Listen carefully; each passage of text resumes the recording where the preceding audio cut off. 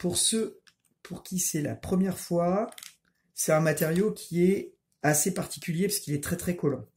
D'où l'intérêt de l'eau. Donc j'insiste, il faut vraiment bien se mouiller les doigts avant de travailler. Et même laisser un petit peu de temps pour que la peau ait le temps de ramollir un petit peu.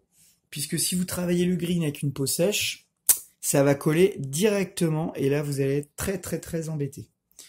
Donc c'est un matériau qui est une résine époxy.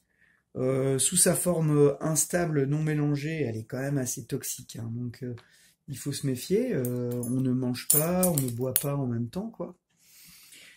Je vais utiliser ma spatule pour prélever une petite quantité de green.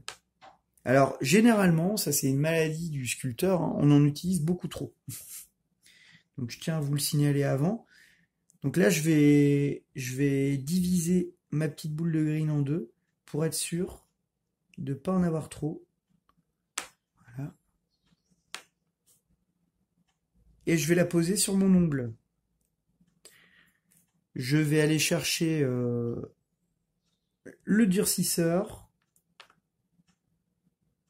Et vous voyez, en fait, je ne tire jamais dessus, je ne fais que le rouler. Alors, la particularité du green, c'est que si vous l'associez dans des proportions différentes, il va être plus ou moins rigide après durcissement. Donc, par exemple, sur un mélange moitié-moitié, là, on va être sur une dureté qui va être proche de celle du chewing-gum, une fois qu'il est durci. Si vous ajoutez plus de bleu, on va avoir une dureté supérieure. Le green sera d'ailleurs plus foncé. Si vous ajoutez du jaune, il va tirer sur le vert clair et là il sera très souple et très très collant d'ailleurs. Donc je me remouille les doigts régulièrement, surtout avant de mélanger le matériau. Donc je vais vous montrer ce geste qui est pour moi essentiel quand on travaille le green. Ah vous voyez, ça a collé sur l'ongle. Donc je viens avec la spatule mouillée, je mouille toujours les outils hein, avant de procéder. Et vous voyez, on voit que ça adhère quand même bien. Hein.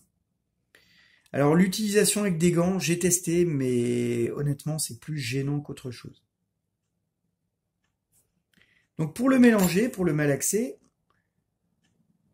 je vais d'abord le rouler comme ça et je vais tirer sans jamais appuyer dessus.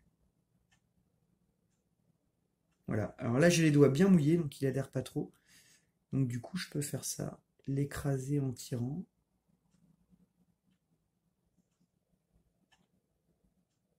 Et quand il a pris une couleur homogène, là,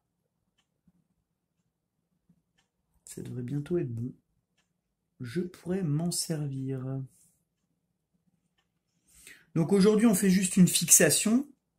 Dans une prochaine vidéo, je vous montrerai comment on peut réaliser des détails en green.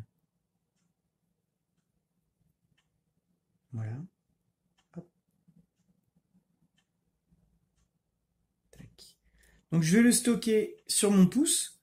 Alors certains, qui est mouillé, hein, donc il adhère moins, certains vont avoir envie de le stocker entre les doigts, là. Donc à ce moment-là, ce que vous faites, c'est que vous mouillez bien ici. Alors pourquoi le stocker entre les doigts? Ça permet de le garder au chaud